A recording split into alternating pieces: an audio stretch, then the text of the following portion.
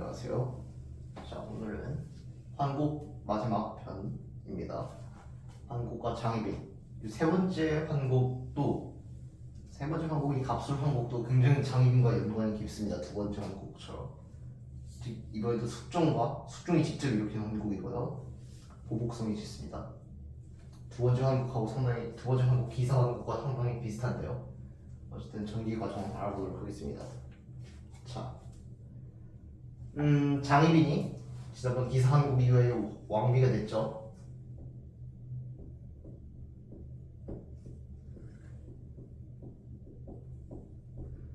이제 왕비가 됐어요. 근데 이제 시간이 흐르고 숙종이 새로운 여자를 만나게 됩니다. 최씨인데요. 최씨라는 이 사람도 이제 국면대 만나게 되죠. 근데 이 사람이 어떤 사람이냐면은 인현왕후 밑에서 일하던 사람이었어요. 인현왕후 방에 이제 배치되는 국녀였는데, 근데 이게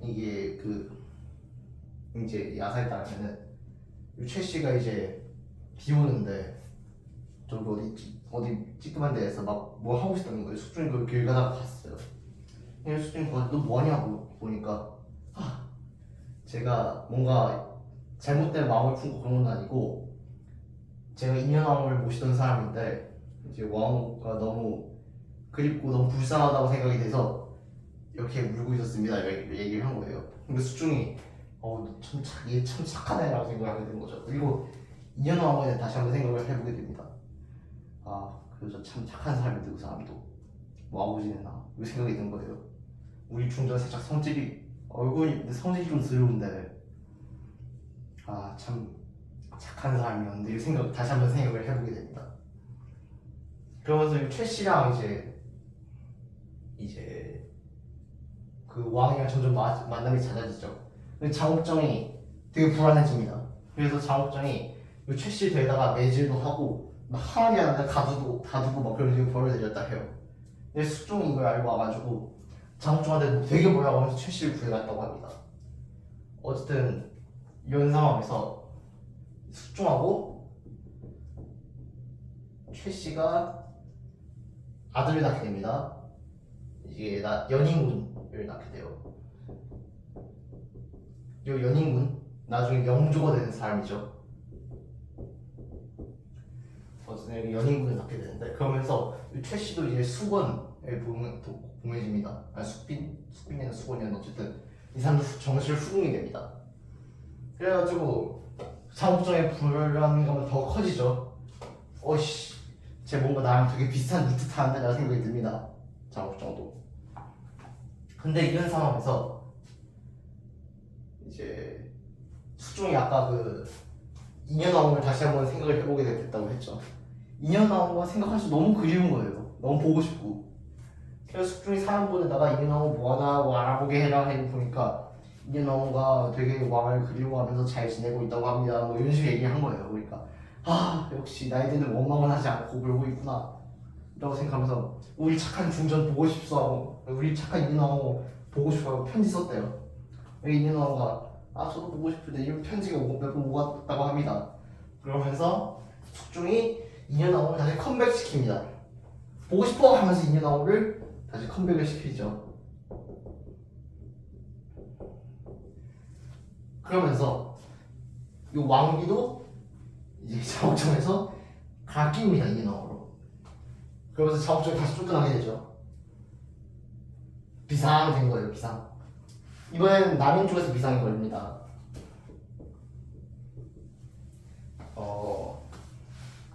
남인 같은 경우에는 아까 그 두 번째 한국에서 말했다시피 뭔가 집권 세력다운 카리스마가 없었어요. 그리고 아까 전에 청남하고 탕남을 걸어서 싸웠잖아요. 이번엔 설마 우리가 한국에 당하면 어쩌지? 또 서인이 나타나면 어쩌지? 하면서 되게 이번 싸우지도 않았어. 서로 되게 조심조심 이러면서 살고 있었거든요. 왕이 하자는 거 다 예예 하면서 반대 안 해요. 예예 하면서 이러면서 몸살이면서 지내고 있었는데 이거 못 참겠는 거예요. 서인 다시 컴백하고 우리 장옥정 말이 안 되지 싶은 거예요. 그래가지고 남인이 아 어떡하지 이런 상황에서 저기 뭐냐 그 남인의 이때 당시에 남인의 수장이 미남이었는데 이 미남 귀에 뭔가 이제 소식이 하나 들어옵니다. 함유한이라는 사람인데 이 사람은 서인이거든요. 이 사람이 미남한테 지금 서인이 되게 뭐 꾸미고 있거든요. 하면서 이제 밀고를 한 거예요. 함유한이 미남이 이거다 이거면 서인을 한 번에 보내버릴 수 있겠어라고 생각을 해가지고 요 보고를 합니다. 그래가지고 막 이제 막 다 서인 잡아 줍치고 막 서인 완전 벼랑 끝까지 올리죠. 수인 막 국문 시작하고 막 다 잡혀오고 이제 미남 묻고 있죠. 아 서인 놈들 다 끝났구나 생각을 했는데 여기서 서인 유생들이 맞불을 놓습니다. 미남하고 얘네들이 영웅 꾸미고 있습니다 하면서 역으로 고변을 한 거예요. 맞불을 지른 거죠. 그래서 고변이 두 개가 들어옵니다. 근데 이런 상황에서 숙종이 대반전이 일어나는데 서인의 편을 들어주는 겁니다. 그래서 미남하고 얘 다 죽어요. 미남하고 남인이 다 쫓겨나면서 다시 한번 제 3차 황국이 일어나게 되죠. 갑술 황국.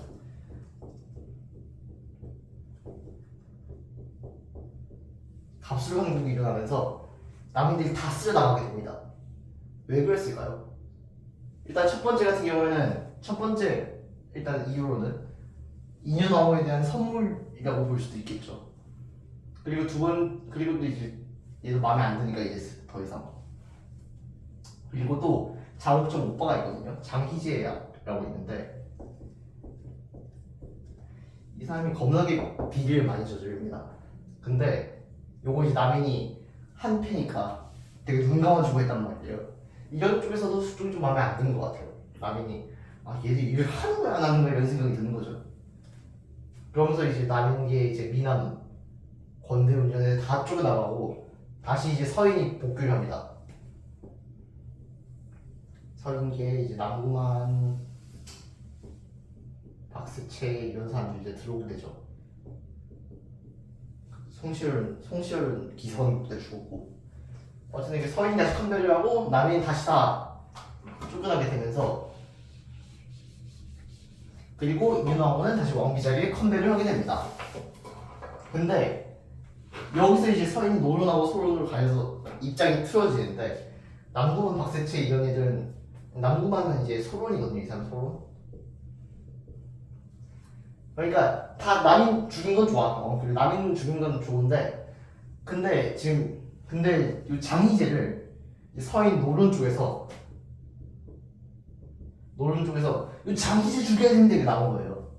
장희재를 죽이자는 건 이 장옥정은 어떻게 잘 보내버리겠다는 얘기야 장희재도. 근데 이 남궁만이 반대를 합니다. 소론 측에서.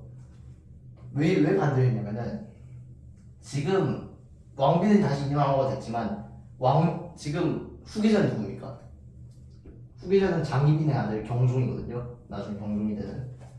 그러니까 이 생각해보니까 예전에도 언제 한번 왕자의 엄마를 죽였다가 그 왕자가 나중에 왕이 되고 나서 개판쳤던 케이스가 한 번 있었던 것 같은데 라는 생각이 든 거예요. 언제일까요? 연산군이죠. 연산군 때도 연산군 엄마를 이제 죽였다가 연산군이 이제 왕이 되고 나서 와 미치다 이러면서 갑자 사활을 일으키고 그때 이제 찬성한 놈들 다 죽이고 그다음에 찬성했는데 죽었던 놈들도 무덤 파서 다시 다 토막내버리고 미친놈이었잖아요 이거. 이런 일이 또 일어나면 어떡하지? 라는 생각이 들게 되는 겁니다.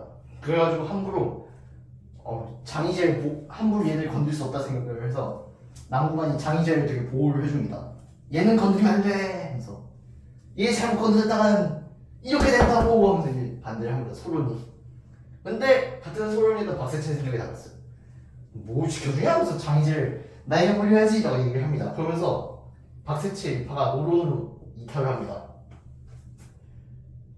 그래서 원래는 소론이 젊다 해서 소론이고 노론이 늙었다 해서 노론이었는데 좀 상황이 바뀌었어요.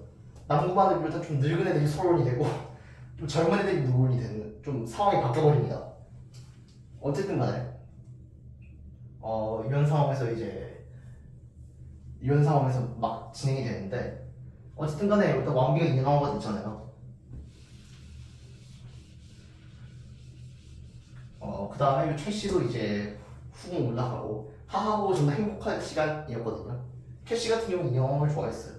둘이 막 싸우거나 막 그러진 않았는데 최씨는 이영웅을 좋아하고 이영웅은 최씨도 고마워하고 잘 지내는데 근데 행복이 오래가지 못했습니다.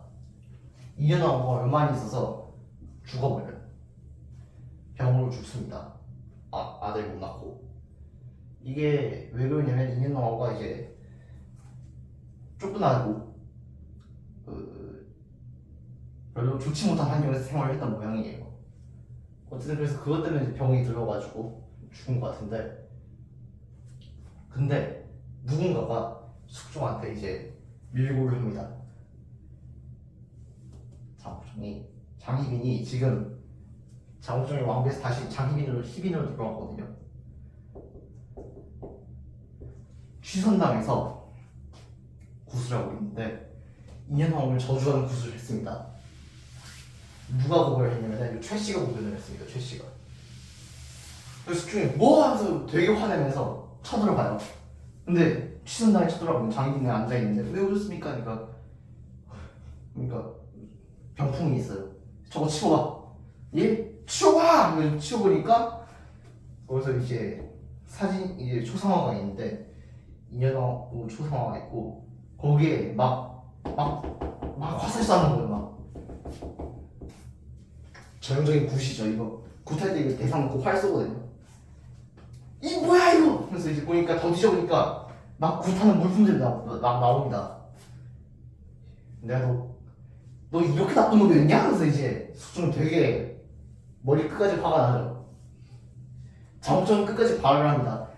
장옥정은 되게 화가 많이 나 있는 상태였거든요. 줬다 뺏었잖아요. 나 왕비였는데 갑자기 나타나서는 나 희빈으로 몰아내? 해가지고 이제 분노에 이제 구술을 했던 모양인데 인정을 못한 거죠, 장옥정. 그래가지고 사태가 이렇게 되니까 소론도 더 이상 지켜주기가 힘들어요. 그래가지고 결국 숙종이 장희빈에게 사약을 내리게 되고 장희빈은 결국 사망하게 됩니다. 그리고 장희재도 얼마 있어 장희재도 이때 같이 죽어요. 생각해보면은 지금 세자가 경종이잖아요. 좀만 좀 참고 인내하고 희민으로 있었다면은 나중에 어차피 왕은 자기 아들 되니까 그럼 뭔가 좀 좋았을 수도 있지 않을까 싶긴 한데 왜냐면 소론도 자기 지켜주려고 하고 그랬는데 너무 울분이 컸던 걸까요? 이렇게 구슬 진행을 하게 되면서 결국 장희빈은 사약을 먹게 되고 사망을 하게 됩니다. 한편 남인 같은 경우는 아까 미남 주고 건대훈 쫓겨났다고 유배 갔다가 죽거든요. 완전히 세력이 소멸돼 버립니다. 완전 더 이상 재기불능의 상태에 빠져요. 남인 같은 경우에는. 그래가지고 남이 이제 재집권하는 일은 이제 일어나지 않습니다. 정조 때 유명한 사람이 하나 나오는데 남인 계열에서 최재공이라고 정조가 탕평칙 할 때 부르거든요. 어쨌든 뭐 이 전까지 남이는 이제 더 이상 조정에서 모습을 보이기 힘들어진 그런 상황이 되고 말하고요. 그래가지고 이제 조정 완전히 서인에서 이제 서인 중에서도 노론, 소론 이렇게 둘이 분열해서 싸우게 됩니다. 그리고 이제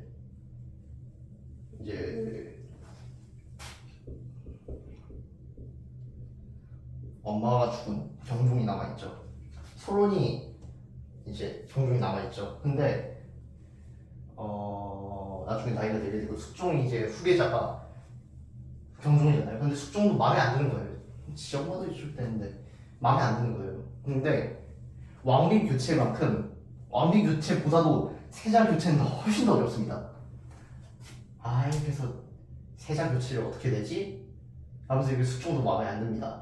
이런 상황에서 이제 노론 같은 경우에는 노론도 마음에 안 들어요. 연산군처럼 얘가 우리한테 보복하면 어떻게 되지? 이렇게 되는 거예요. 노론도. 그래가지고 노론은 연인군을 지지를 합니다. 이 연인군을. 그래가지고 이제 숙종도 연인군 되게 좋아했거든요. 이해관계가 맞아 떨어지죠.